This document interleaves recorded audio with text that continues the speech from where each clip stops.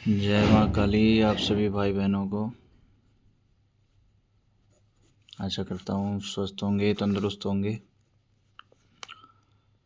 15 जुलाई 26 से 22 जुलाई 26 ये रहेंगे अपने गुप्त नवरात्रा। ठीक है।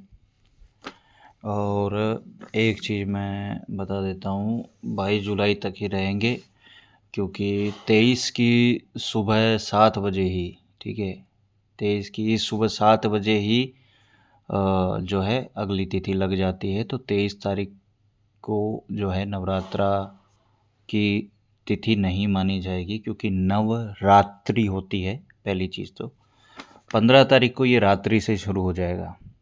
ठीक है, 15 तारीख को रात्रि से आपको जो है पूजा करनी है, आप पूजा कर सकते हैं। और 22 तारीख यानी 23 तारीख की रात्रि तक, 23 तारीख के सूर्योदय से पहले पहले आप पूजा कर सकते हैं। जो साधक भाई बहन हैं, बंधु हैं, तो दो दो नहीं, एक ही छोटी सी एक साधना मैं खाली आपको बता देता हूँ। ठीक है, दक्षिण की तरफ फेस करना है आपको। दक्षिण में चौकी लगानी है। चौकी के ऊपर लाल कपड़ा है ना, बाजोट बाजोट पर लाल कपड़ा बिछाना है। और यहाँ बीच में बाजोट पर लाल कपड़ा बिछा करके और एक ऐसा भोजपत्र लेना है। ठीक, भोजपत्र आता है, ये मतलब चौकोर आ जाएगा। तो इसमें आपको क्या करना है, एक अगर लाल चंदन हो तो बहुत अच्छी बात। ठीक है, अगर आपके पास, आपके आसपास कहीं अनार का पौधा हो तो आपको उसकी एक डाली तोड़ लेनी है। डाली तोड़ करके और उसको यूज़ करना है एज अ पेन। ठीक है, जैसे पुराने वाले लोग होते थे ना, वो मतलब ऐसे कलम बनाते थे लकड़ी की, फिर उसको शाई में डुबो डुबो कर लिखते थे, तो उसको अनार की कलम बोलते हैं। तो अगर आपके आसपास में कहीं अनार का पौधा हो तो आप उसकी एक कलम तोड़ करके और उसको इसमें लिखने के लिए यूज़ कर सकते हैं। तो आपको उस पर यंत्र बनाना है सिंपल सा। ठीक है, पहले बनाना है सर्कल और फिर इक्विलेटरल ट्रायंगल उल्टा। ठीक है, और बीच में ये पॉइंट। बस इतना ही यंत्र बनाना है और इसमें कुछ नहीं करना है, सिर्फ ये सिंपल यंत्र है। सबसे पहले सर्कल बनेगा, फिर ट्रायंगल बनेगा। अब इसमें देखो, कई लोग गलती क्या करते हैं कि जैसे ये सर्कल बनाया तो ट्रायंगल ऐसे बना देंगे, ये लंबा सारा ऐसे। ऐसे नहीं होता है। ठीक है, इक्विलेटरल ट्रायंगल होता है, मतलब इसका जो तीनों कॉर्नर है, तीनों भाग हैं, वो बराबर होने चाहिए, बीच में सेंटर में बिंदु होना चाहिए, ऐसा होना चाहिए। ठीक है, कोई भी एक साइड बड़ी या छोटी नहीं होती, तीनों जो डायरेक्शन है ना वो बराबर होती है। ठीक, तो ये चीज़ है श्री चामुंडा। तो आपको इस यंत्र को जो आप बनाएंगे भोजपत्र वाला, इसको यहाँ पे रख लेना है। ठीक है, यहाँ रखने के बाद में इस जगह पे माता की तस्वीर या विग्रह या आपके पास जो भी हो उसको आपको विराजमान करना है। ठीक, यहाँ पर जो आप ये यंत्र वाला रखेंगे, भोजपत्र रखेंगे, ठीक है, इसके ऊपर आपको दीपक जलाना है। ठीक, और ये फूल बाती वाला दीपक होगा। ये काम आपको करना है। ऐसे टोटल आपको एक, भगवती के बाद दूसरा दीपक नीचे तीसरा, टोटल 3 आपको बनाने हैं ऐसे। ठीक है, जिसमें से एक यंत्र तो यहाँ माता के समक्ष रहेगा। माता के समक्ष रख सकते हो या माता का जो विग्रह है उसके नीचे रख सकते हो। ठीक है, बेस उसका बना करके वैसे रख सकते हो, या इसको ऐसे थोड़ा खड़ा करके पीछे गत्ता या कुछ इसके चिपका करके खड़ा करके, ठीक है, इसको रोज़ तिलक लगाना आदि ये सब कर सकते हो। तो 2 तरीके से ये रखा जा सकता है। एक तो या तो भगवती के नीचे रखो, ठीक, या फिर भगवती के जस्ट सामने रखो। दूसरा आपको दीपक के नीचे रखना है। ठीक है। और तीसरा आपको यहाँ रखना है अपने आसन के नीचे।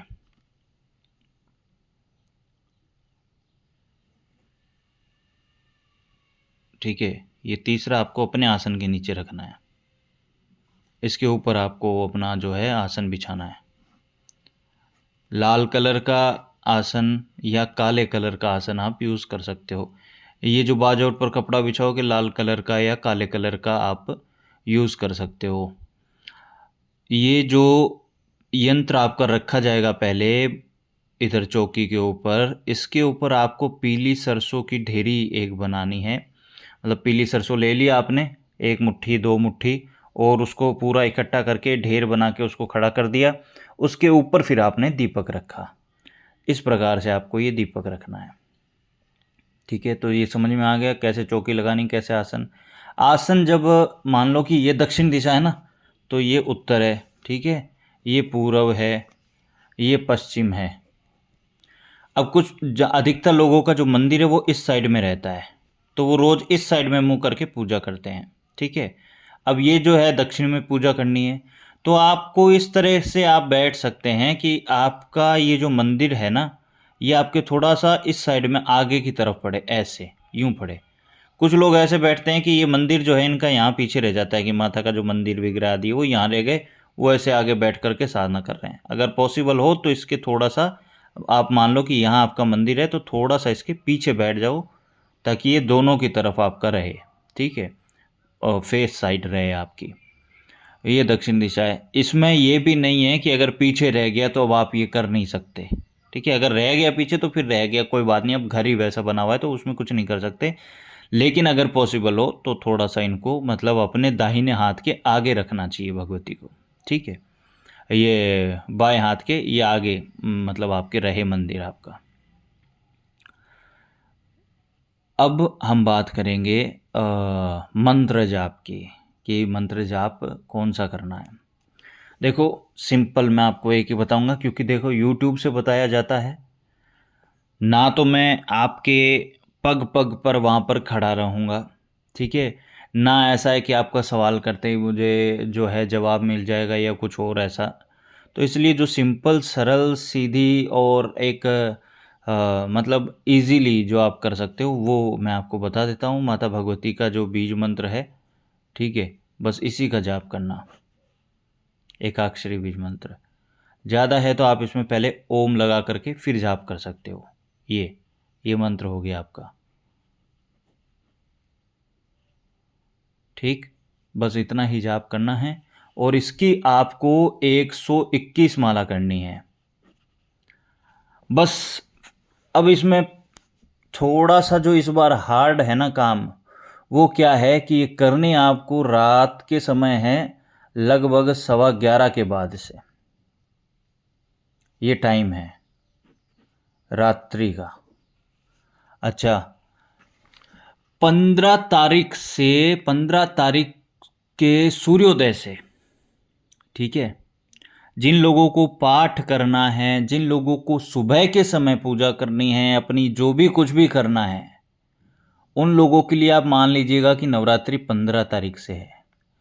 जिन्हें कोई भी ये मतलब इस प्रकार से जो है जिस चीज़ के लिए गुप्त नवरात्रि बनी है उसी चीज़ की तरफ चलना है, मतलब महाविद्याओं की तरफ, या उनकी साधना करनी है, या माता भगवती के किसी भी उग्र रूप की, या भगवान शिव के, या भगवान भैरव के उग्र रूप की, या इस प्रकार के रात्रि के रूप की साधना करनी है, तो मैं आपको बता देता हूँ कि आपको साधना करनी पड़ेगी 14 तारीख से। ठीक है, 14 तारीख से 14 जुलाई में आपको रात्रि में, 14 जुलाई 2026 को, और रात्रि में आपको 11:15 पर बैठना है, 11:15 PM पर। ठीक है, रात्रि में। और फिर आपको 15 जुलाई की रात्रि 11:15 PM पर बैठना है। ठीक है, तो इस प्रकार से आपको 22 जुलाई की रात को 11:15 तक 11:15 ये PM। 22 जुलाई, तो 14 जुलाई से आप शुरू हुए हैं और 22, तो 14, 15, 16, 17, 18, 19, 20, 21, 22, ये देखिए पूरी 9 तिथि आ जाती है इसमें, पूरी 9 रात्रियाँ आ जाती है इसमें। नवरात्रि, गुप्त नवरात्रि, और ये गुप्त समय रात्रि का समय, ठीक है, जब रात्रि पकने लगती है तब का समय, और काली का समय, ठीक है। तो ये आपका सीधा साधा सरल। अब इसमें माला देखिए, इसमें 3 माला यूज हो सकती है, ठीक है। पहली रुद्राक्ष, ठीक है, और दूसरी जो है हकीक, ठीक है, काले हकीक की, और तीसरी जो माला है वो रक्त चंदन की, ठीक है। ये 3 माला आप इसमें यूज़ कर सकते हो। मैं आपको यही कहूँगा, रुद्राक्ष माला या रक्त चंदन माला पहले यूज़ करें, लास्ट में मैं इस चीज़ के लिए बोलूँगा, काले हकीक की माला के लिए। और सबसे बेस्ट जो अगर कोई पूछे तो मैं आपको यही कहूँगा, रुद्राक्ष की माला यूज़ करें सभी प्रकार की साधना में, ठीक है। तो ये लगभग मैंने आपको हर चीज़ बता दी है। शुरू से वीडियो देख लेना, किसी को कुछ ना समझ में आए तो फिर कमेंट करके पूछ लेना। सभी हो सकता है आप कंफ्यूज हो जाएं कि कब कौन सी तिथि पड़ेगी, कब कौन सी क्या। ये जो आपको समय बताया है, इस समय को पकड़ करके चलिए। 9 तिथियां आपके पास होगी, 9 दिन की साधना होगी, कोई इसमें कन्फ्यूजन वाली बात नहीं है। सीधा सरल आपको ये जो उपाय, तरीका, पूजा विधान है ये बता दिया है। हाँ, दीपक इसके अंदर आपको मैंने नहीं बताया, दीपक के अंदर मटेरियल क्या होगा।